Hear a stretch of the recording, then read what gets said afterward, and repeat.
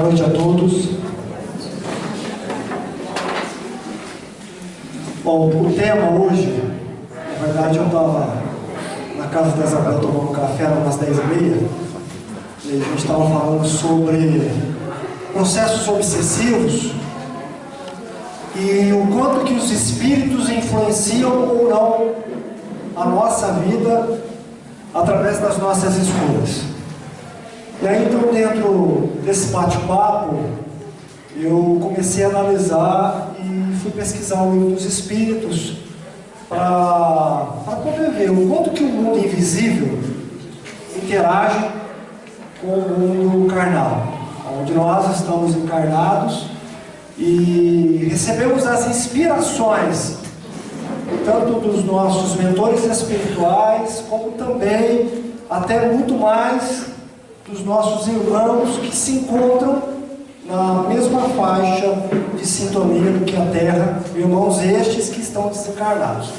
E aí tem um capítulo extenso no Livro dos Espíritos que aborda a respeito dos acontecimentos e a intervenção dos espíritos na vida corporal, nos fatos, nos fenômenos da natureza, enfim, em cada experiência no qual nós passamos. Eu vou abrir para pergunta, se alguém quiser perguntar algo, eu vou deixar à vontade.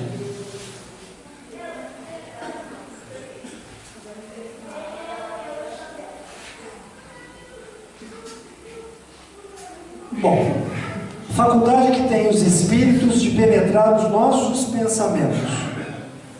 E aí então eu abordo dentro do Livro dos Espíritos, são 3 tópicos. Os espíritos veem tudo o que fazemos, eles constantemente nos rodeiam e só se interessam por aquilo que chama a atenção deles. Então, o primeiro passo, nós temos uma testemunha, várias invisíveis ao nosso redor. Várias. Não é 1, 2, é vários. É o que eu disse. Nós vivemos num mundo de provas e expiações, num mundo que é imperfeito, que nós assim o somos, e a maioria desses nossos irmãos que desencarnam ficam na mesma faixa vibratória que nós, que estamos aqui encarnados, presos ao corpo físico. Então, eles se interessam aquilo que chama a atenção deles. Então, engana-se as pessoas que acham que obsessores é só de existências passadas. Nós criamos cúmplices, nós criamos comparsas através dos nossos pensamentos, dos nossos sentimentos, dos nossos desejos, dos nossos vícios, daquilo que nós pensamos e sentimos. Então eu não preciso ter tido contato com esse ser que está desencarnado numa vida passada. Engana-se. Então aquele que gosta de beber, um adolescente, ele vai encontrar um grupo de encarnados e também um grupo de desencarnados que no qual sentem-se cúmplices desses mesmos comportamentos, dessas mesmas ações.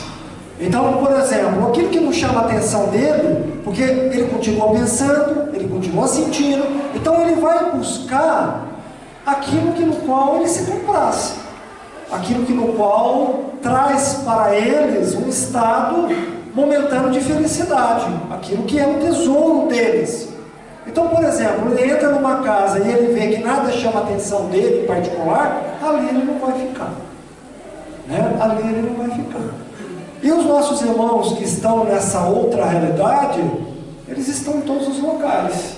Em todos os locais. Então nós não precisamos ficar chocados e assustados com isso, porque há uma interação do mundo invisível para o mundo carnal, e do mundo carnal para o mundo invisível. É o que eu estava dizendo para a Isabel hoje. Nós vivemos num mar de energias, de pensamentos. Um mar de encarnados e desencarnados, de encarnados e desencarnados. É onde está o nosso pensamento, nós nos sintonizamos, damos a frequência com os encarnados e os desencarnados. Então nós estamos influenciando, nós influenciamos também os desencarnados. Não só eles nos influenciam pelas nossas tendências, pelo nosso livre-arbítrio, pelas nossas escolhas, mas também nós influenciamos eles. E é assim, como eles também se influenciam uns aos outros no mundo espiritual. Como nós que estamos encarnados também influenciamos positivamente e negativamente aqueles que nos cercam, através daquilo que nós pensamos, sentimos e falamos. Influenciamos e muito, muito. O segundo tópico: podem os espíritos conhecer os nossos mais secretos pensamentos? Até aquilo que gostaríamos de ocultar de nós mesmos. Eles nos conhecem por inteiro. Aquilo que nós gostaríamos de esconder, que ninguém visse, eles estão vendo. Nós estamos desnudos. Eles estão vendo tudo que nós realmente somos. O que pensamos, o que sentimos, quais são as nossas intenções, o que é o nosso ideal, o que é o nosso tesouro. Eles sabem, através dos nossos pensamentos e sentimentos. Porque os nossos pensamentos e sentimentos geram forma, geram vida, geram vibração, até odor, até cheiro, até cor. E eles sabem quem nós realmente somos. Nós podemos esconder dos homens encarnados, mas não dos espíritos. Não tem como. Aí um exemplo que Kardec coloca no Livro dos Espíritos: os levianos, os brincalhões, riem das pequenas partidas que vos pregam e zombam das vossas impaciências. Os espíritos sérios se condoem dos vossos reveses e procuram ajudar-vos. Então aqueles zombeteiros, os brincalhões, que fazem às vezes tirar um objeto de um lugar e colocar no outro, e aí nós vamos procurar. Então eles dão risada, eles brincam, né, nos cutucam, quer dizer, enfim, vai desde do zombeteiro até do enganador, do embusteiro, do indivíduo inteligente, astuto, né, que são os processos obsessivos, desde o simples até o mais complexo, que é o processo de subjugação. São indivíduos que arquitetam, manipuladores, estrategistas, que criam todo o planejamento para minar as forças daquele indivíduo, daquele cidadão. Conta-se o Chico, né? Às vezes a gente acha que, até mesmo no ideal cristão, quando nós praticamos o amor, não quer dizer que nós não tenhamos os obsessores. Nós criamos obsessores pelo ideal. Não precisa ser de vidas passadas, mas nós criamos uma relação antipática daqueles que no qual não querem, né, deixar os seus réus, as suas vítimas, serem subjugadas. Então, na verdade, eles nos veem muitas vezes como inimigos, né? Então, certa vez o Chico disse que o olho dele, o Chico perdeu a visão. E essa visão foi uma catarata no qual foi adquirida por um processo obsessivo. Isso está na biografia do Chico, pelo Marcelo Souza. Então, foi permitido essa deficiência física através dos obsessores que atuaram, com a permissão do alto, servindo para o Chico como uma prova, como ele iria suportar. E dentro desses aspectos, nós vamos ver outros no qual eles podem ser um instrumento na mão de Deus. Porque não cai uma folha da árvore sem a permissão do Pai. Tudo que eles fazem, eles não sabem o que estão fazendo, mas há a permissão dos mentores espirituais de alta hierarquia. Permitem que eles realizem, até mesmo os fenômenos da natureza. Essa questão 459 do Livro dos Espíritos, que é o capítulo A Influência Oculta dos Espíritos em Nossos Pensamentos e Atos. Como é que eles atuam? A linguagem dos Espíritos é o pensamento, mas como que eles atuam em nós? É o que nós vamos agora abordar. A questão 459. Influem os Espíritos em nossos pensamentos, em nossos atos? A resposta do Espírito de Verdade: muito mais do que imaginais. Influi a tal ponto que de ordinário são eles que nos dirigem. É assustador, né? A gente para analisar, mas como assim? Como é que é essa influência dos Espíritos sobre as nossas vidas? Primeiro, nós devemos compreender que nós vivemos em sociedade. Nós vivemos em sociedade. Então, nós vivendo em sociedade, nós influenciamos uns aos outros. E somos influenciados. Isso quer dizer que o nosso livre-arbítrio, as nossas escolhas, como nós estamos conhecendo o nosso livre-arbítrio, conhecendo a forma de escolher, de analisar, de aprender, isso demonstra que nós somos deterministas, tendenciosos. Somos tendenciosos, somos falhos, imperfeitos. Por isso que nós somos inspirados, ou pelos bons ou pelos maus. Porque nós somos imperfeitos. E sendo imperfeitos, tendenciosos, e aí eu poderia dizer aqui que todo mundo é egoísta. Uns mais ou menos, mas todos nós aqui somos egoístas. Todos nós somos vingativos, ou mais ou menos, mas todos somos. Todos nós somos orgulhosos, presunçosos, vaidosos, invejosos, ciumentos, maledicentes. Todos nós aqui somos. Ou mais ou menos, mas nós somos. Porque somos imperfeitos. E se nós somos imperfeitos, nós recebemos a investida desses nossos irmãos que também são imperfeitos, como nós o somos. Por isso que Jesus nos convidava a orar e vigiar. Ah, mas eu não sei de onde é esse pensamento. É o que nós vamos estudar um pouco mais à frente. Nós vamos ver. Eu não sei se é meu, se é de alguém, se é de um encarnado, se é de um desencarnado. Não sei. Mas então, como nós não sabemos, porque é sutil, é necessário que eu ore para compreender qual é esse processo de inspiração. Como distinguir os pensamentos como distinguir os pensamentos que não são próprios do que nos são sugeridos? A resposta: quando um pensamento vos é sugerido, tendes a impressão de que alguém vos fala. Geralmente os pensamentos próprios são os que acodem em primeiro lugar. Exemplo: eu estou pensando, o meu pensamento está fixo em uma coisa, eu estou pensando no trabalho, de repente vem um pensamento diferente, vem um pensamento que não tem nada a ver com aquilo que eu estou fazendo, pensando. Então isso já é uma forma de distinguir. Quer dizer, é meu, porque eu estava pensando nisso. É meio desconectado. Né? Está desconectado, exatamente. Eu estava pensando em outra coisa, aí me veio a imagem do fulano, e naquela imagem do fulano me deu uma raiva dele, me deu um ódio, me deu uma inveja, uma raiva, né? Principalmente esse fulano é alguém que a gente não tenha uma boa sintonia, ou uma relação muito afetuosa. Mas por que de repente veio o fulano? Será que não é alguém que me inspirou? Olha como é que eles atuam.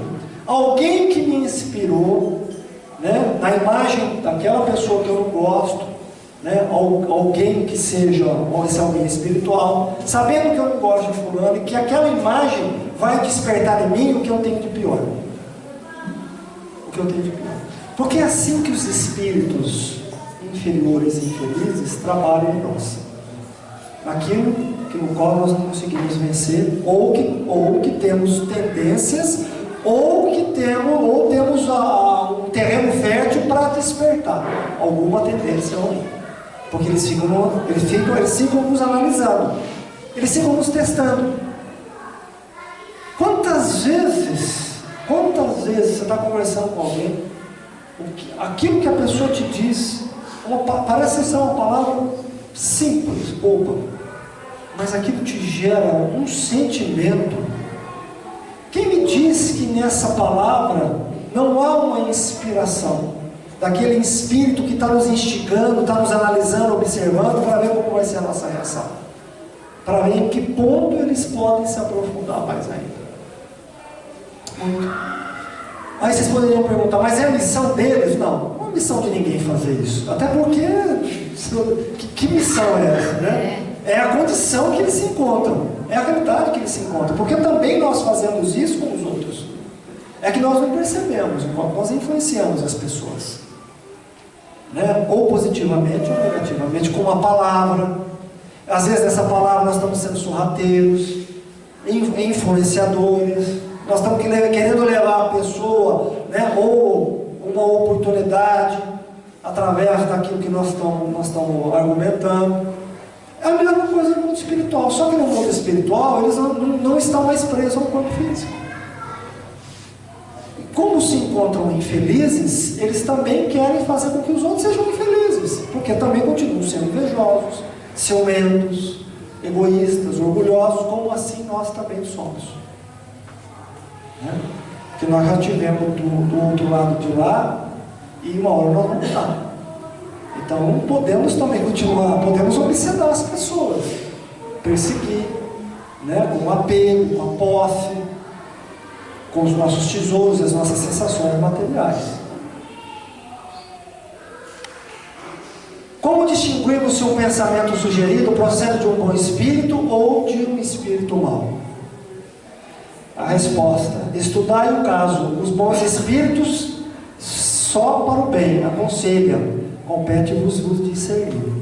Quer dizer, os bons espíritos nos aconselham o perdão, a inspiração do perdão, né? Da misericórdia, da benevolência, do amor, de Deus, tu deixa para lá, esquece isso, toca a tua vida, faz uma oração, né? Não fala nada, às vezes eu tenho vontade de falar tudo aquilo que eu penso, aquilo que eu sinto, e aí vem aquela inspiração, não fala nada, não é o momento, deixa isso para lá, faz uma prece. Esses são os bons espíritos. Os maus nos incitam o orgulho, o egoísmo, né? Tem que fazer, não, você tem que fazer, você tem que falar isso e muito mais, para ela se colocar no lugar dela, ou no lugar dele. Então eles incendeiam, né? Eles continuam alimentando aquela fogueira, é assim que eles fazem. Os bons não são pacificadores, são mansos, são aqueles que nos instruem a inteligência espiritual, a dar outra face, né? A energia deles é leve, até o fluido dos bons espíritos nós sentimos a vibração, é leve, é sutil, é tranquila, nos dá um certo êxtase. Agora, já dos fluidos dos nossos irmãos, que no qual não querem ver o circo pegar fogo, é pesado. Só de sentir a presença deles, a gente sente o fluido, e aquilo acende no nosso coração, no nosso pensamento e nas nossas emoções o que nós temos de pior.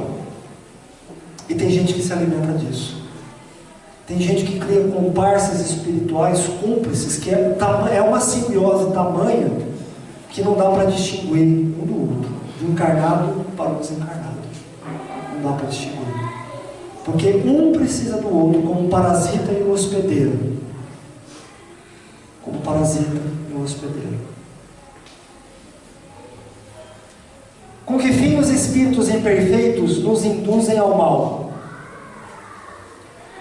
Aí eu coloquei 3 tópicos aqui. Para que sofrais como eles sofrem, já que eles estão sofrendo, eles dizem, vamos fazer os outros sofrerem também, né? Se eu não posso ser feliz, aqueles que estão encarnados também assim não serão. Então, eles vão fazer de tudo para que aquela pessoa seja infeliz, para que aquela pessoa sinta toda a angústia e o amargor que ele está sentindo naquele lugar, naquele momento, o estado de espírito, de consciência dele. Então ele passa isso para os encarnados. Segundo, fazem por inveja, por não poderem suportar que haja seres felizes. Por isso que diz o Eclesiastes que a felicidade não é desse mundo. A felicidade não é desse mundo, né? Porque nós somos egoístas. Nós não conseguimos ver a felicidade do outro. Nós não aceitamos muitas vezes a felicidade do outro. E o mais interessante, o Benedito uma vez falou, ele falou, tem 2 frases que ele colocou, que ele falou assim: você conhece o ser humano, você conhece o ser humano e aqueles que o cercam em 2 ocasiões. Em 2 ocasiões. Quando você está no processo de dor mesmo, né, com você, e que você tem que se vencer. Então é o momento que você se conhece, e você conhece os outros quando você está na abundância, quando você tem mais do que a outra pessoa. Então você acha que ela vibrava para você, mas na verdade ela está torcendo o nariz. Ela está torcendo o nariz feliz, porque você está ganhando mais, porque você está com carro zero. Então nós achávamos que aquela pessoa vibrava para a gente, né? Ela disse, como assim? Você está ganhando mais, está com carro zero, né? Aí o que você está fazendo? Então a gente percebe que naquele momento a gente sente aquele fluido que é compatível, né, de vibração, e aí vem a decepção pelo qual nós achávamos que o fulano, achava que o fulano vibrava por mim. Então são nesses dois momentos que a gente vê, né, o momento de dor que a gente precisa se conhecer e o momento de felicidade. Porque as pessoas detestam que o outro esteja feliz. São pouquíssimas pessoas, tá? São pouquíssimas pessoas que vibram por nós. Pouquíssimas. Eu acho que tirando a mãe, mais ninguém. Mas são pouquíssimas. Eduardo, eu queria só colocar que com relação à felicidade, eu percebo no ambiente em que eu trabalho, porque eu sou uma pessoa que, ou bem ou mal, eu costumo chegar e falar bom dia, sabe assim? Bom dia, mais alegre, com astral mais assim. Isso incomoda algumas pessoas. Então, é que as pessoas não querem, as pessoas detestam alguém que esteja feliz. Então, aí, os espíritos, como é que a gente vai criticar os espíritos se do outro lado é a mesma coisa? Se nós detestamos alguém que esteja feliz, se passou alguém sorrindo, aí cutuca, ela está sorrindo por quê? Não é? Porque nós detestamos, porque nós somos egoístas, nós somos orgulhosos, né? Somos presunçosos, arrogantes, soberbos, cada um dentro do seu nível. Mas nós estamos num planeta de provas e expiações, não estamos num planeta de felicidade, onde nós já nos livramos do egoísmo, que realmente eu torço para o fulano, né? Onde eu falo parabéns, vibro por ele, pela vitória dele, choro pela tristeza dele, né? Certa vez o Chico, o irmão dele, quando desencarnou, tinha um filho que era deficiente, no qual tinha suas limitações e não podia sair da cama. E com o desencarno do irmão do Chico, a esposa não aguentou e ela entrou num processo auto-obsessivo, e ele teve que ser internado no hospital psiquiátrico. E o Chico se desesperou. Começou a chorar, porque tinha que cuidar do menino, a cunhada ruim, enfim, uma série de circunstâncias. O irmão tinha desencarnado. Aí o irmão se prostrou do lado dele e disse assim, mas Chico, o que acontece? Está chorando por quê? Aí o Chico fala, olha, meu irmão desencarnou, né? A minha cunhada se desequilibrou, se perturbou, está no hospital psiquiátrico, o meu sobrinho tem todas essas limitações, eu vou ter que cuidar dele, eu não sei o que fazer, então eu estou desesperado. Aí o Chico olhou para ele e falou, tá certo, Chico, a dor Xavier não é maior que a dor Costa, que a dor Francisco, Silva. Eu nunca vi você chorar por aquela mãe com o filho no hospital, por aquele pai. Por quê? Porque nós somos egoístas. A nossa dor é sempre maior do que a do outro. A nossa dor é sempre maior do que a do outro. E aí é um Chico. Nós estamos falando de um Chico, imagine nós. Nós estamos falando de um Francisco Cândido Xavier, o homem que doou a sua vida em amor à humanidade. Então imagine nós. E aí como é que nós podemos falar dos nossos irmãos obsessores? Nós somos iguais. Nós somos iguais a eles. Nós obsedamos também os nossos familiares, aqueles que nos cercam, influenciamos, como eu disse, de modo positivo ou negativo. Às vezes mais negativo do que positivo. Como fica uma pessoa que eu da minha amiga assim, descobri que estava com câncer na próstata, não aceitou. Na situação dele. Nós vamos já colocar. De que natureza é o sofrimento que procura infligir aos outros? É o que eu vou entrar na sua resposta. Qual é a natureza? O que eles fazem para nos gerar o sofrimento, né? Para nos infligir? A resposta: os que resultam de ser de ordem inferior à criatura e de estar afastado de Deus. Na verdade, eles nos instigam a barbaridade, a animalidade, a loucura e ao suicídio. É isso que eles querem, porque o suicídio é a maior transgressão da lei de Deus, muito mais do que o homicídio, do que o assassinato. muito mais. Você tirar a sua vida é a maior transgressão da lei de Deus, né? Então eles querem nos levar à loucura, eles querem nos levar ao suicídio. E posso dizer a vocês tranquilamente, processos obsessivos geram a depressão, que gera uma loucura, que chega ao suicídio. É fato. Vocês poderiam me questionar: então todas as experiências que eu passo de depressão são processos obsessivos? Não todos. Um trauma, uma experiência não gerenciada emocionalmente, que no qual eu não coloquei para fora as minhas emoções, que eu escolhi encarar daquela maneira, eu crio um processo de auto-obsessão, que eu vou criar o quê? Um processo obsessivo. Então não dá para separar. Nós somos seres espirituais. Nós somos seres espirituais que pensamos e sentimos, tanto encarnado como desencarnado. Então, se pensamos e sentimos, vibramos, emitimos uma energia com a frequência, que no qual nós vamos nos sintonizar. Não é o que eu disse lá na primeira questão? Os espíritos, o que eles buscam? Algo que chame a atenção deles. Se tiver um espírito depressivo e com outro depressivo, eles vão se afinizar. Às vezes não foi gerada por aquele espírito, não foi gerada, né? Mas como existe uma sintonia, há uma sintonia, então na verdade há um acolhimento entre um e outro. Mas os casos obsessivos, que são expiatórios, que são karmáticos, geralmente levam a um processo depressivo que gera a loucura e da loucura o suicídio. Porque é o que o algoz agora, que está no mundo espiritual, quer fazer com a sua vítima. Porque essa vítima de agora foi o algoz dela. E ele sabendo que o suicídio gera uma dor emocional, moral, mental enorme, é o que eles querem provocar.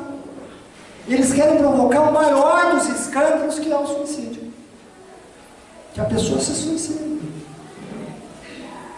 Que a pessoa chegue no fundo mesmo, no fundo do poço.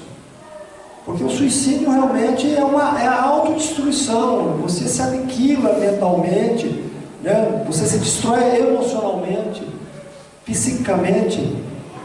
Para você se reconstruir daquilo que você cometeu, é extremamente doloroso. Vai reencarnações, vai tempo. Aí tem o sentimento de culpa, tem o vazio, tem uma série de dores morais, eu não digo nem físicas. São as dores morais. São os maiores tormentos do suicídio, as dores morais que se ocasionam. Né? Fora também poderia falar overdose, eu poderia falar aborto, que também é a ruína do indivíduo, que pode levar o indivíduo à loucura e também ao suicídio. Então eles vão minando pouco a pouco, eles minam, eles criam uma estratégia para que a gente se afaste da lei de Deus, para que a gente se afaste do amor, para que a gente se afaste do equilíbrio, da harmonia, porque nós somos tendenciosos, somos cúmplices, somos devedores da nossa consciência e somos levados muitas vezes a esse caminho. Somos arrastados para esse caminho. E como nós somos forma de pensamento, eu imagino quantos currículos a gente não atrai. Muito. Devido a esses pensamentos, né? Muito. Devido aí do suicídio. Muito. Você pensar no suicídio, você tem um enxame na hora. Você pensou em suicídio e você tem um enxame. Você se desequilibrou um pouquinho hoje, você já tem uma multidão te perseguindo, uma multidão te cobrando. Por quê? Porque nós vivemos ainda nessa situação. É a nossa situação íntima, individual e coletiva do planeta. É o que nós somos ainda. Nós somos violentos, bárbaros. Nós queremos arrastar as pessoas para o mal, para a violência, para o primitivismo. Basta cada um se analisar suas próprias tendências. Eduardo, como fica o suicídio no caso religioso? No caso que a gente vê Bom, como que fica essa influência dos espíritos? O suicídio em qualquer ocasião, né? eu acho que ainda da religião que prega o amor, que prega toda, enfim, que deveria pregar tudo isso, né? Ainda eu acho que é um comprometimento maior. Porque, por exemplo, você provocar um suicídio coletivo, aquele que provocou aquele líder, ele vai ter que ser responsável. Ele vai ter que ser responsável por todas aquelas mentes. Porque o que acontece? O obsessor que te influencia a tirar a tua vida, a culpa não é só dele. Você deu brecha, você primeiro é responsável. A responsabilidade é tua. Porque você tem o livre-arbítrio de escolher ou não. Só que ele também, quando ele consegue, ele também se compromete. Ele fica com esse débito nas costas. Entendeu? Como também quando nós brincamos no campo do sentimento das pessoas, no campo do sentimento, traição, né? E que pode ser provocado um suicídio, por mais que eu não agi diretamente, mas indiretamente provoquei uma situação que levou aquela pessoa ao suicídio. Eu estou falando de encarnado para encarnado. Isso. Agora você imagina um líder religioso que faz com que os seus adeptos, 500, 1000, 300, tirem a vida. Rapaz, são 300 mortes nas tuas costas. E fora a tua depois que você vai, também acaba tirando a tua própria existência. Aí são os 300 te cobrando no espiritual. Para onde que nós vamos agora? Você pediu. Né? Para onde é que nós vamos agora? Você falou que nós íamos no paraíso, é igual aqueles homens bomba, a mesma coisa. Né? Que eles usam de um contexto religioso para criar um fundamentalismo, um terrorismo estrondoso, uma matança fora do comum. Então aqueles que pregam isso, e aquele que chega naquela situação esperando as virgens e o paraíso, ele só vai ver sofrimento e dor. Né? E é um débito para aquele que no qual criou essa condição, essa realidade. Ficou claro, pessoal? Está claro? Nós vamos entender um pouquinho mais à frente que existe um processo que é o livre-arbítrio, que são escolhas. Então a gente vai ver que nós somos, na verdade, cúmplices disso. E nós também aceitamos essa realidade. Por que permite Deus que os espíritos nos excitem ao mal? Que eu acho que é a questão que todo mundo aqui se faz. Mas por que tudo isso é permitido? Né? Primeiro que nós estamos no planeta escola e, na verdade, o princípio de estarmos aqui, né, é a busca da nossa melhora, da nossa transformação. Então, quando nós estamos encarnados, quando nós estamos presos ao corpo físico e passamos por essas provas e expiações, na verdade é um processo de purificação, um processo de buscar a nossa transformação. E não é no mundo espiritual, é estar encarnado. E aí ele coloca assim, os espíritos imperfeitos são instrumentos próprios a pôr em prova a fé e a constância dos homens na prática do bem.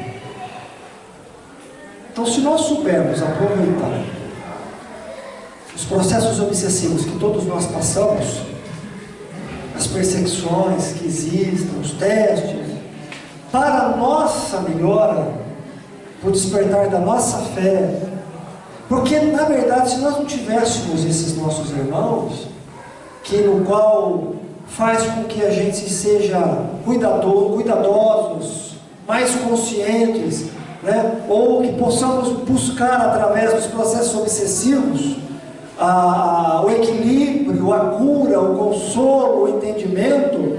Se nós não tivéssemos esse mecanismo, né? Que é um mecanismo natural do nosso planeta, porque nós somos imperfeitos, nós estaríamos hoje na acomodação e na ociosidade. Então Deus permite que esses espíritos atuem, na verdade, porque através desse processo de atuação é realizado os processos de resgate. Começa por aí. Processo de resgate, processo de reabilitação, é realizado, né, a justiça divina. Através dos processos obsessivos são realizadas a justiça divina. São realizados. Acontece a justiça divina.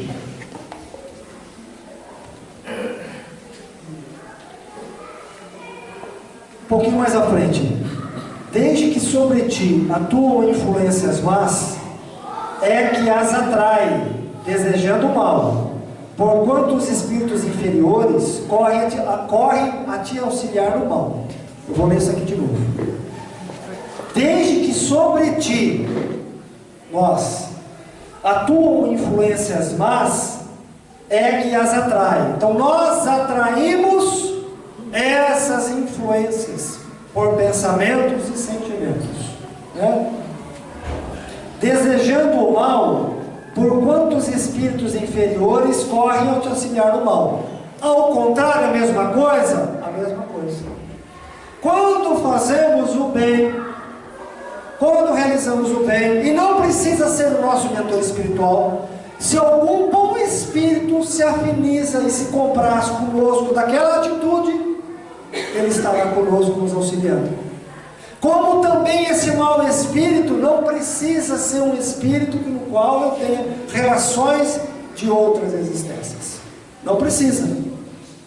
Eu estou fazendo mal, estou me sintonizando no mal, vai ter algum comparsa espiritual que se compraz, que se realiza com aquilo, que sente aquilo e vai fazer. Sintonia. Teve um serial killer, parece justificativo, mas não é não. Que a pessoa falava, eu ouvia vozes, e eu ouvia mesmo. Porque quando ele era tendencioso, extremamente tendencioso, a cometer aqueles crimes e se saciava aquilo, e tinham espíritos que inspiravam ele, que ajudavam ele a arquitetar e planejar de como fazer, e de que maneira tirar a vida. Porque se compraz nisso. São mentes perturbadas, desequilibradas. Mas se nós não vigiarmos, se a gente não tiver a prática da oração, a prática do bem, eu estou dizendo, eu, Eduardo, como médium, quase 20 anos na doutrina espírita, eu tenho, além dos meus pensamentos, cada pensamento e cada inspiração, que se você não tiver o equilíbrio, você comete uma besteira, você faz um escândalo. Porque nós recebemos a investida, todos nós, uns mais, outros menos, mas todos nós recebemos. Então nós precisamos ter uma grande força de vontade de se conhecer, de se melhorar, de se educar, de se transformar, de ser cometido, de se espiritualizar, de aproveitar todo o tempo que nós temos para conhecer quem somos, os nossos defeitos, os nossos vícios, porque são os defeitos, os vícios das nossas tendências que eles passam a atuar.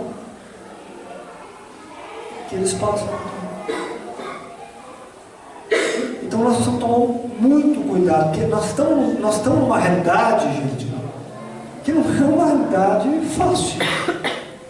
Não é um planeta fácil. Está dentro da nossa condição, sim, sem dúvida. Mas para a gente não cometer aquele desatino, aquele ato de barbaridade, violência, nós precisamos ter muita força, orar, vigiar, se conhecer, porque é questão de segundos a gente recebe aquele ímpeto, aquela inspiração daquele mau espírito, dizendo, agora nós vamos pegar ele, agora nós vamos apertar ele. Quantas vezes com Jesus, está no Novo Testamento, que Jesus passava saia justa no sentido de inspirações, que apóstolos que eram inspirados por maus espíritos, falarem coisas que no qual ele tinha que pensar e corrigir. Muitas vezes. E parecia uma fala altruísta, uma fala, Jesus dá uma bronca, Pedro, que não era ele que estava falando, mas era a inspiração de um mau espírito. Era testado todo tempo. Todo momento nós somos testados. Todo momento eles estão de olho. E aqui, infelizmente, é a escola. Nós estamos na escola para aprender. Nós estamos nessa escola. Eduardo, e eles também estudam lá, qual que é o plano? Come, dorme, eu tenho curiosidade de saber isso, que o nosso lar mostra, né? O filme. Na verdade, a questão, você está falando da colônia? Como que... É uma realidade parecida com a nossa, né? Mas essa realidade das necessidades fisiológicas são só sensações. São sensações que nós temos, porque não temos necessidade do alimento, porque o estômago, o órgão, o estômago é para essa realidade, não é para aquela. De repente eu posso ter alguma coisa plasmada como uma sopa, né? Mas eu não preciso tomar a sopa, não preciso tomar a água, né? Porque estômago, olhos, ouvidos, cérebro, na verdade são órgãos que são para essa realidade física. A partir do momento que eu saio dessa realidade física, eu não tenho mais a necessidade. Mas você vai perguntar, mas por que a maioria ainda tem? A maioria tem, porque na verdade está preso às sensações físicas. Nós estamos num processo de nos espiritualizarmos.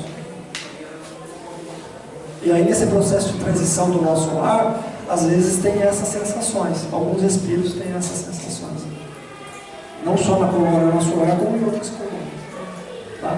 E aqueles que estão desencarnados, eles querem achar um comparsa para continuar alimentando ainda os seus desejos. Né? Ou na maledicência, ou no vício moral, ou no vício físico.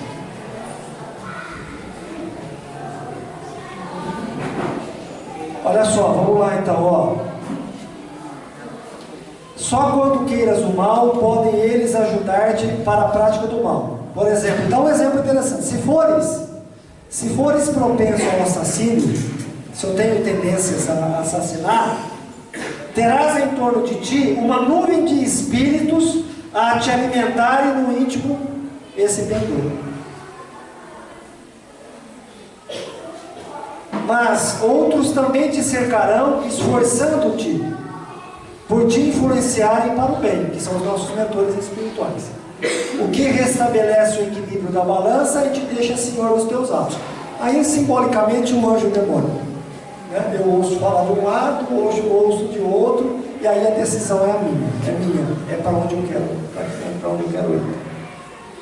É assim que Deus confia a nossa consciência a escolha do caminho, que devemos seguir a liberdade de ceder a uma ou a outra das influências contrárias que exercem sobre nós. É aí que entra o livre-arbítrio. O livre-arbítrio é isso. Bom, nós somos influenciados, influenciamos pessoas, também somos influenciados. Por isso que eu preciso me conhecer.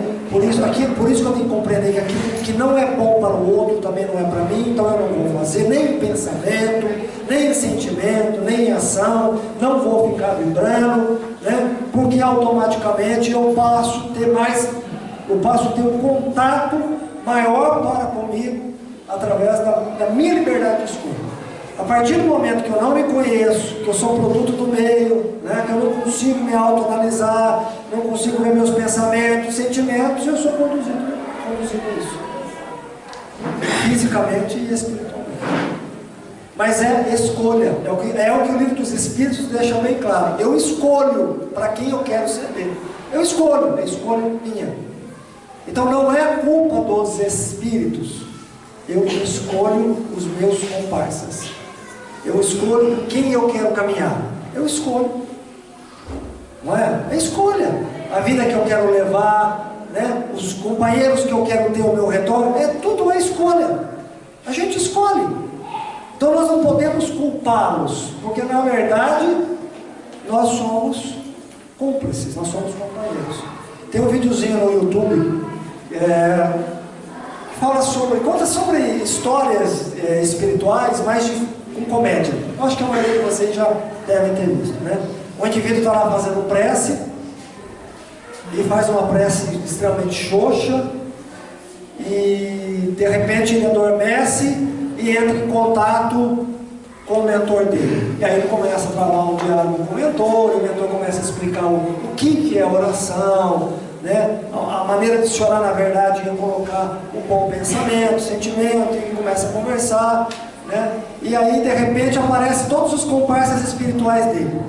Aí ele fala assim, Deus, quem são esses? Né? Ele fala para o mentor. O mentor fala, são os seus companheiros, né? Mas esses são os meus obsessores. Ele falou, olha, dessa turminha aqui, você é o pior. Dessa turminha que você chama de obsessor, você é o pior.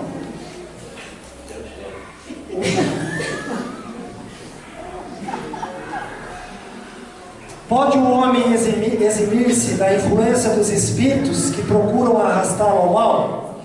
A resposta: pode, visto que tais espíritos só se apegam aos que, pelos seus desejos, os chamam, ou aos que, pelos seus pensamentos, os atraem.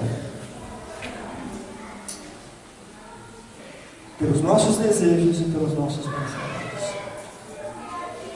Como também nós chamamos os bons espíritos para nos ajudar e nos amparar, também chamamos os maus quando nós estamos num processo de mágoa, de vingança, de ódio, né, a falta de autoaceitação, de perdão, auto-perdão.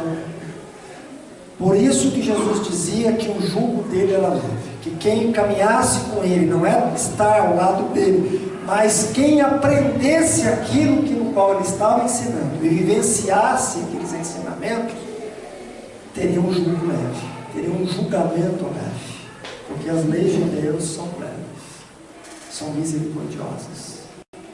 Por isso, quando a gente busca o caminho do amor, que é o caminho da redenção, o caminho da caridade, do trabalho voluntariado, do processo de autoconhecimento, de você se conhecer, da busca de boas leituras, selecionar as companhias, seguir os companheiros, mas você ter essa mudança, você ser essa mudança, automaticamente tua energia, tua vibração muda, e aí você passa a se sintonizar com aqueles que também pensam da mesma maneira que você.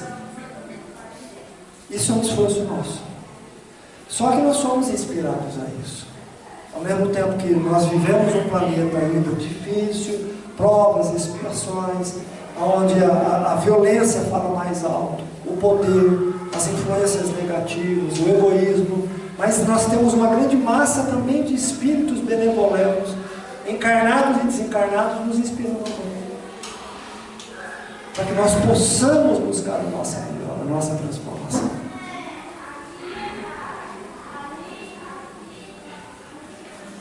Renunciam às suas tentativas os espíritos cuja influência a vontade do homem repele? Sim, eles vão testar, né? Quando nada conseguem, abandonam o campo. Entretanto, ficam à espreita de um momento propício, como o gato de tocaia com o rato. Olha o que diz o Espírito de verdade aqui.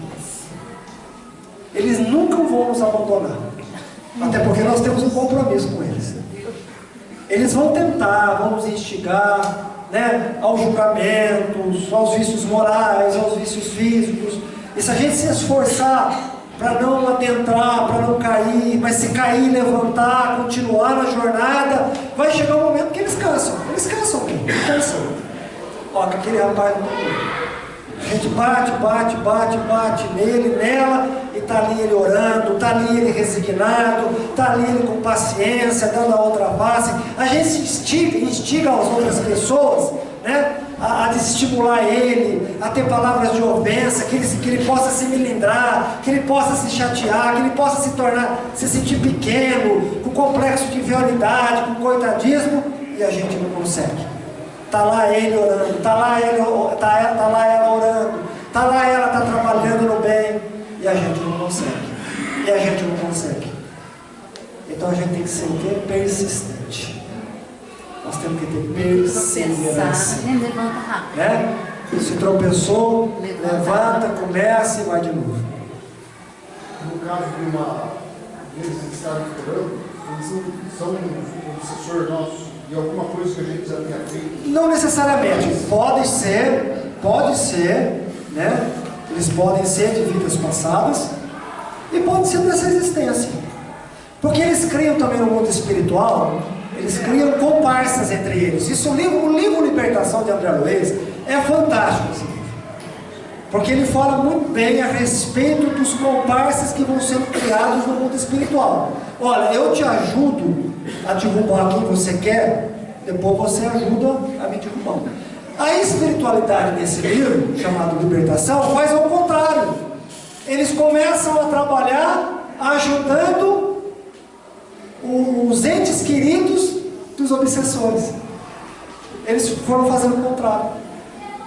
Então, no mundo espiritual, eles se planejam, eles têm um planejamento, estratégia, eles criam comparsas. Então, de repente, você tem um obsessor que te espera lá fora para você sair, ou na hora que você sair, né? Porque muitas vezes ele não pode entrar, se não tiver a permissão da espiritualidade, ele não entra, porque tem uma gama muito grande de espíritos que protegem esse ambiente, não só essa casa, mas toda casa que tem um bom propósito. Então não adentra qualquer arruaceiro, não adentra um indivíduo que no qual queira provocar um caos aqui dentro, um desequilíbrio. Mas a hora que eu saio, eu tenho aquele irmão que me persegue e que ele pode criar outros comparsas, criar mais força para continuar te perseguindo. Mas ao mesmo tempo, você também vai ter ajuda dos mentores espirituais nesses comparsas, porque eles também têm mentores espirituais. É uma guerra. É uma guerra que só é vencida com amor. É uma guerra que só é vencida com perseverança, com trabalho, com dedicação, com fé. Mas o amor vence. Uma hora eles perdem essa força, uma hora eu já pouco me importa o que faz, o que acontece, né? Eu já começo a ter o hábito de orar, então eu já não me desespero mais, eu já não me chateio com o que os outros falam, já não me ofendo tanto, eu levanto, dou um sacode na poeira e começo de novo. Porque ao mesmo tempo que eu sou desestimulado, também tem uma outra parte de uma equipe espiritual que me estimula. Vai, fulano, continua, não desiste não. Não importa, não se apega ao que ele está falando. Continua fazendo a tua parte, continua trabalhando no bem, continua amando, continua dando a outra face. Não se entrega não. E quanto mais a gente faz, mais a gente tem essa sintonia com a espiritualidade, mais rápido a gente sai desses processos. Agora, se eu cair na lamentação, se eu cair na revolta, se eu cair na frustração, se eu me entregar, porque não é fácil se desvencilhar de um obsessor. Ele não é simples. Não é simples. Se é um obsessor lá atrás, se você está sempre no bem, ele vai desanimar de ver que você não fracassou, né? E você não vai deixar um ponto para ele pegar. Sim, é isso aí. Mas é o que fala, né? Quando nada consegue, abandona o campo. Porque assim, ele tentou uma, duas, um monte de vezes. Um monte de vezes. Chega um momento que fala, poxa, mas aquele fulano tento. Ele levanta a cabeça e continua. Aí vem uma pancada maior, eu penso, agora ele vai sair do centro. Agora ele vai parar de trabalhar na mediunidade. Agora acabou. Agora ele está morto. Aí o fulano vai lá, faz uma precezinha. Aquela precezinha que a gente não tem nem força, ela cria uma chaminha, aquela chama faz uma ligação com a espiritualidade. Aí a gente continua. Nós somos igual, eu digo que nós somos igual miosotes. Vocês conhecem a flor miosotes? Médium é igual miosotes. Segundo o Luiz Sérgio, o Benedito já contou essa história aqui. Por quê? Porque o miosotes é uma florzinha mais feinha, tadinha. Ela não é bonita, ela é pequenininha, feia, mas ela tem um aroma delicioso. E aonde ela nasce, ela chama para ela insetos, pragas, enfim, tudo por causa do aroma dela. Então, aonde ela nasce, acaba tendo uma proteção natural daqueles que estão ali ao redor. E aí ela seca, tadinha. Porque os insetos, as pragas vampirizam, sugam aquele aroma e ela seca. E parece que ela morreu. Se você não tirar ela de lá, na próxima estação, ele fica sequinha mesmo. Ela volta a ressurgir. E nós somos assim. Apanhamos, e estamos ali firme e forte, continuando. E é assim que a gente tem que se manter. Mas por que nós somos tão persistentes após o desencarne e a gente não é persistente aqui quanto encarnado? Mas a verdade é a questão da persistência. Quanto tempo nós nos preparamos para chegar nessa realidade de tentar persistir? Né? Sim, mas nós estamos. Quanto tempo nós estamos sendo preparados e semeados para estar aqui hoje? 10 existências? 15? Muito provável que sim. Quanto tempo? Quanto tempo a gente gente estava no mundo espiritual e dizia assim, não, agora vai, eu vou voltar na terra, eu vou fazer isso, eu vou fazer aquilo, eu vou fazer tudo diferente. Aí chego aqui e faço completamente diferente. Né? Aí a espiritualidade fala, João, não promete aquilo que você não vai cumprir, meu filho, vamos devagarzinho. Não, eu vou vir no campo da mediunidade, eu vou montar um orfanato, eu vou montar um abrigo, eu vou fazer isso. Aí chega aqui e não faz o mínimo que é consigo próprio. E é o que a espiritualidade quer. Faça o mínimo que é com você. É o mínimo. Começa com você. Não se preocupa com os outros, é você. Você precisa ser essa mudança. Se você for essa mudança, você acende em você uma candeia. Você acende a luz, a tua luz interior, que além de te iluminar, vai iluminar os outros. Se você melhorar, você já está... Exato, se você melhora e se transforma, através do teu exemplo, outros vão te seguir. E aqueles espíritos que te perseguem, através da tua mudança e da tua perseverança, é a salvação deles. É a salvação bem persistente, né? E temos que ser persistentes. Nós somos bem persistentes e obcecados. Ah, muito. Né? Bastante. No mundo espiritual. E quanto tempo nós gastamos? E quanto tempo nós gastamos nisso, né? Muito tempo.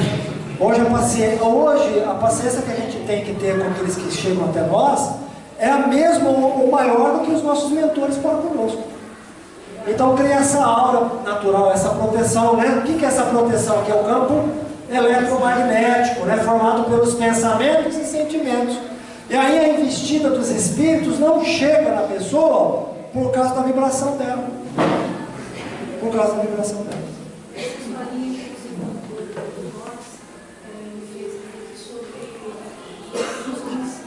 Como? Os médios mais ostensivos, sim. Eles são mais atacados do que são mais... Não, olha só, na verdade são mais atacados porque tem um compromisso e um débito maior para consigo próprio. Mas ao mesmo tempo eles também têm todo o preparo para aguentar a própria cruz no qual tem que ser suportado e carregado. Porque a mediunidade hoje, para nós, ela é uma mediunidade que ela é compulsória, é condicionada, vou trocar a palavra, condicionada. É um condicionamento. Uma condicional, melhor, desculpa. Não é condicionamento, condicional. Ela é uma condicional. Por quê? Porque todos nós, médiuns, que têm uma ostensibilidade, chegam dentro do centro espírita com dor. Completamente desequilibrado, como o miosóide seco. Aí chega na casa espírita, é tratado, né? Passa lá pelo passe, passa a tomar água fluidificada, passa pelo processo de obsessão, aí o miosóide, o quê? Volta a florir, dá o aroma. Aí então a espiritualidade cutuca no nosso ombro e diz o seguinte, ó, esse aroma é o teu talento. É esse aroma que vai fazer com que você se console em primeiro lugar, através da mediunidade, o trabalho do bem, a mediunidade com Jesus, e console aqueles que vão chegar até você. Mas aqueles que vão chegar até você não são fáceis. Fazem parte do teu compromisso. Porque você fez parte dessa turminha. Nós fizemos parte dessa turminha que nos persegue. Nós fizemos parte. Nós conhecemos ele muito bem. E eles nos conhecem muito bem. Nos conhecem muito bem. Então nós temos um compromisso com a nossa consciência em primeiro lugar, e segundo com a nossa transformação, e em terceiro com eles. Porque se eu me transformo, se eu me educo, se eu dou a outra face, eu me torno exemplo para esses espíritos que no qual me perseguem. É um processo de educação. É um processo de autoconhecimento. Né? É um processo de esforço. Eu digo mais, não é fácil ser médium. Realmente não é fácil você colocar a mediunidade, trabalhar. Muitas vezes a gente está num estado bom, outras vezes não. E são naqueles que a gente não está bem, que nós temos que trabalhar mesmo, a gente precisa se apegar para não escorregar, para não se perder, para não cair. Porque eu digo uma coisa a vocês, eu falo por mim, porque eu sou medroso. Como eu tenho medo de cair, eu me apego aonde eu tenho que me apegar. Porque eu sei que essa existência é extremamente importante para mim. Porque cair além de você voltar aos velhos vícios, aos velhos hábitos, né? Te gera todo um sofrimento que você já conhece lá atrás. E eu não quero mais isso para mim hoje. Então, como eu não quero mais esses sofrimentos que eu passei, eu prefiro buscar a resignação, prefiro buscar a paciência, tentar a paciência, tentar a oração, o trabalho, que é o melhor caminho. Então, o que nós temos que orar é para não cair em tentação, nem nas velhas e nem nas novas. Que a gente possa ser inspirado, que na hora que acontecer a prova ou a expiação, porque a gente não sabe a hora que vai acontecer, que o meu coração esteja ligado aos bons espíritos, para que eu possa suportar as alfinetadas, as dificuldades, todas as experiências que eu tenho que passar. Nós não vamos ter o privilégio de não passar, ao contrário, né? Nós vamos ter que passar, aguentar firme, pôr a nossa dor no bolso, para cuidar da dor dos outros, sorrindo, com motivação, com alegria, com fé, com entusiasmo, para que você possa tocar a vida adiante. É o que o Chico dizia. O Chico falava assim, que cada mãe que ele consolava, seja pela psicografia ou a palavra, ele dizia que ele recebia delas a paz que ele nunca teve. A paz que ele nunca teve. Porque a vida do Chico, a gente estava falando com a Isabel, a vida dele foi difícil, foi amargosa, ele foi traído, ele foi negado, ele passou por provações difíceis no campo físico, sem recursos financeiros, a família tocou ele da casa, ou era a família ou era ele, né? O Valdo Vieira, que era parceiro dele de danos de mediunidade, de espiritismo, abandonou o movimento espírita, ainda disse que André Luiz não existia, pôs o Chico numa saia justa. O sobrinho do Chico disse que aquelas fotografias do Chico era tudo mentira, né? Que o Chico lia muito, que ele inventava tudo aquilo. O Chico sofreu processos, né? E dores profundas. Então a gente fala, eu queria ser o Chico, aí eu não queria ser o Chico, não. Eu queria ser o Eduardo mesmo. Aquilo que eu posso suportar, porque olha, quando a gente para analisar a vida dele, é o que ele foi. Emmanuel, quando ele encontra o Emmanuel a primeira vez, o Emmanuel fala assim, para ele, Chico, nós temos uma missão. Só que essa missão, ela é árdua, ela é espinhosa, Chico. O terreno não vai ser fácil. O Chico olha para o Emmanuel e diz assim, né, com o bom mineiro, e fala assim, mas desde menininho eu já sofro, né? E fora as espetadas que ele tomava de garfo da madrasta, né? Que furava toda a barriga dele, furava profundamente. Então, quer dizer, o Chico sabia do caminho que ele tinha que percorrer. E esse caminho da mediunidade é um caminho escorregadio. É um caminho que para a gente sair fora dele, se perder na vaidade, né? Aí fala, mas eu estou trabalhando muito, eu quero reconhecimento, eu só tomo pancada. Não é um caminho muito agradável. Mas é um caminho que no qual a gente se comprometeu a fazer agora. Então tem que ser feito. Até porque se a gente aguentar isso com perseverança, nós vamos colher os louros mais à frente, com a nossa mudança e a nossa dedicação. Quando experimentamos uma sensação de angústia, de ansiedade indefinível ou de íntima satisfação, sem que lhe conhecemos a causa, devemos atribuí-la unicamente a uma exposição física? A resposta é quase sempre efeito das comunicações em que inconscientemente entrais com os espíritos. Então, dentro dessa pergunta diz, né, uma boa parte das angústias, das melancolias, né, das perturbações, é do mundo que nós vivemos. Né? Muitas vezes não é nosso. É claro que também a gente perturba muitos outros pelos nossos pensamentos e sentimentos, mas também somos perturbados. Os espíritos procuram atrair-nos para o mal, se limitam a aproveitar as circunstâncias em que nos achamos ou podem criá-las. Olha só, aproveitam as circunstâncias ocorrentes, mas também costumam criá-las, né? Então os espíritos podem criar algumas circunstâncias, algumas experiências para nos testar, com a permissão do alto, né? O mentor espiritual diz, ó, deixa que isso ocorra, vamos ver como é que o tutelado vai agir, como é que ele vai experimentar aí a sensação. Então os espíritos podem. Os espíritos se afeiçoam de preferência a certas pessoas? É o que nós dissemos. Os bons espíritos simpatizam com os homens de bem ou suscetíveis de se melhorarem. Os espíritos inferiores com os homens viciosos ou que podem tornar-se tais. Quer dizer, os espíritos lá percebem que ele tem um campo para um certo vício. É exclusivamente moral a afeição que os espíritos votam a certas pessoas? A resposta: a verdadeira afeição não tem nada de carnal, mas quando um espírito se apega a uma pessoa, nem sempre faz pela afeição.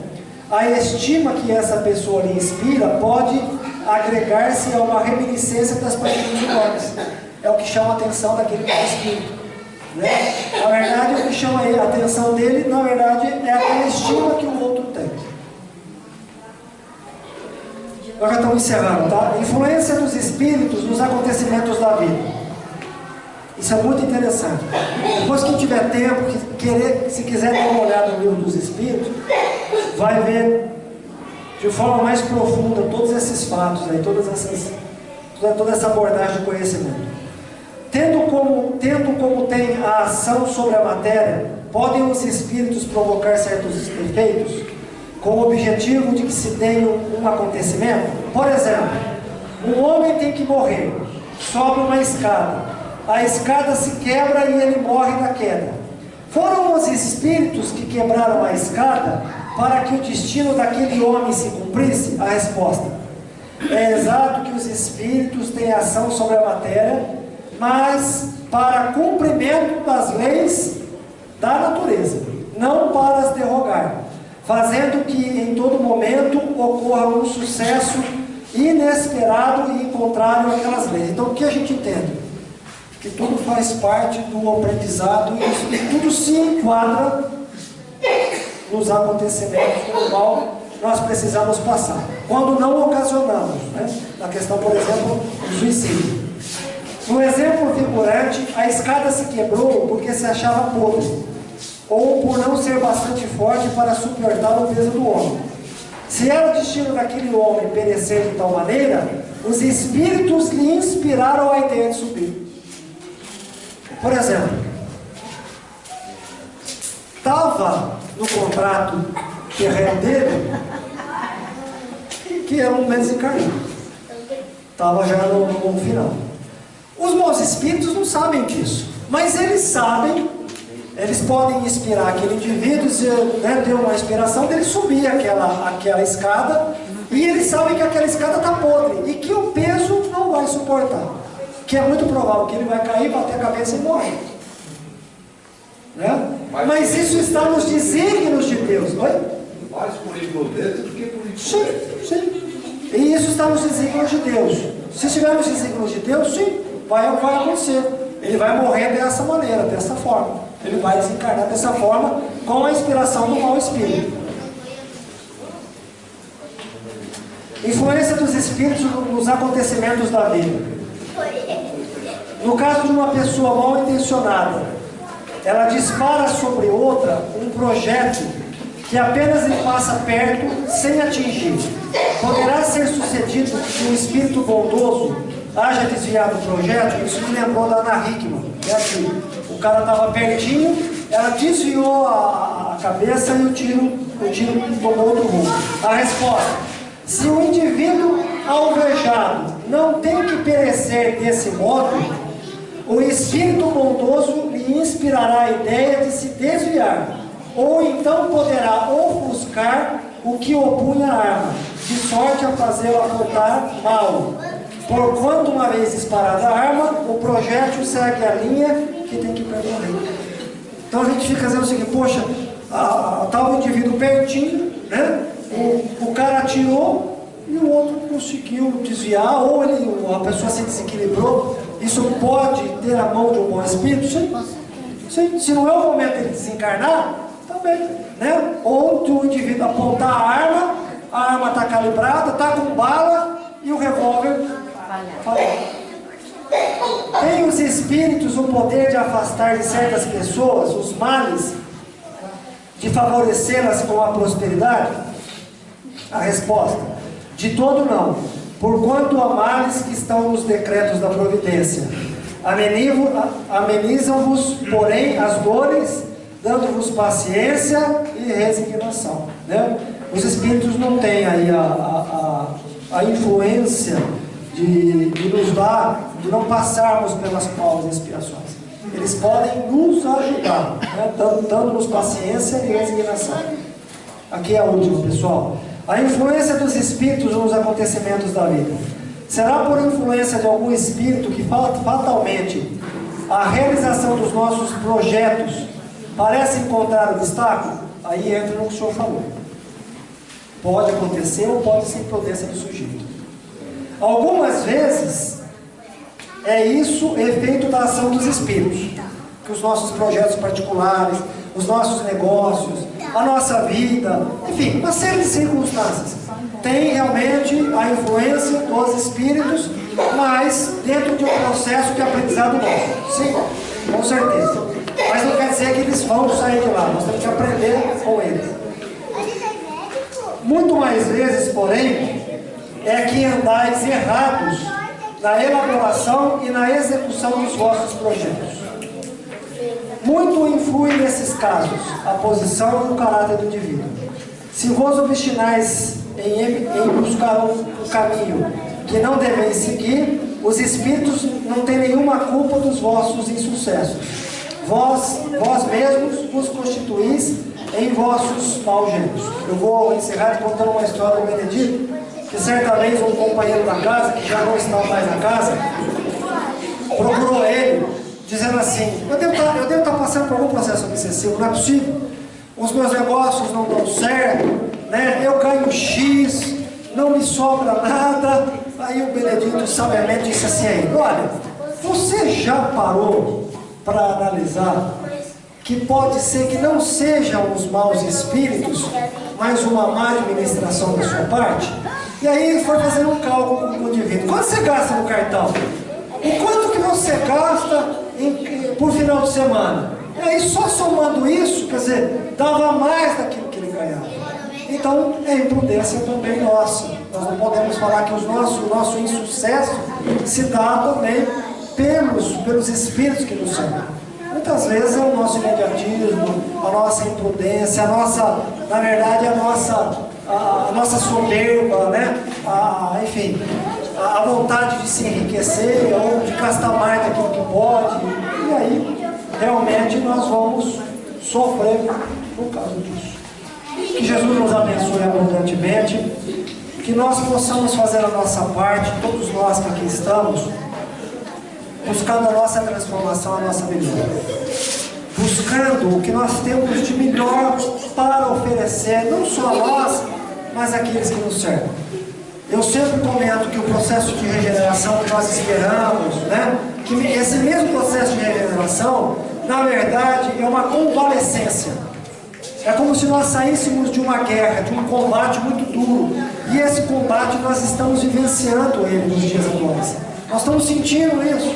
Uma pressão, uma turbulência, uma grande dificuldade, muitas vezes um desânimo, um abatimento, muitas vezes uma crise moral. Todos nós estamos passando. A gente conversa com um companheiro, com um amigo, não tem quem não esteja passando por um processo difícil, cansaço, fadiga, né? A falta de fé, a dúvida, a descrença, é porque realmente nós estamos passando por um processo de transição, que é um processo difícil, que é um processo que requer uma grande força de vontade de se autoconhecer.